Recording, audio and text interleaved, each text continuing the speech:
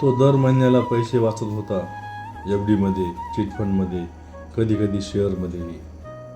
पण एक गोष्ट त्याने कधीच केली नाही, स्वतःसाठी विमा घेतला नाही. त्याला वाटायचं मी गुंतवणूक करतोय ना तेच पुरेसं आहे, पण आयुष्याला हे माहीत नव्हतं की तो गुंतवणूकदार आहे. एक अपघात झाला, एक आजार आला आणि काही महिन्यात त्याची संपूर्ण गुंतवणूक फक्त हॉस्पिटल बिल भरण्यासाठी विकावी लागली. त्या दिवशी त्याला समजलं, विमा नसलेली गुंतवणूक म्हणजे वाळवंटात उभारलेला महाल. गुंतवणूक संपत्ती वाढवते, पण विमा संपत्ती वाचवतो. गुंतवणूक भविष्य घडवते, पण विमा वर्तमान वाचवतो. ज्या घराला पाया नाही ते घर कितीही सुंदर असलं तरी एक दिवस कोसळतंच. विमा म्हणजे पाया आणि गुंतवणूक म्हणजे इमारत.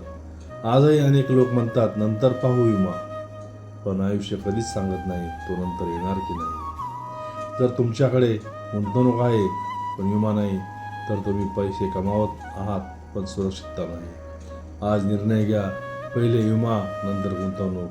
कारण गुंतवणूक स्वप्न दाखवते, पण विमा ते स्वप्न तुटू देत नाही.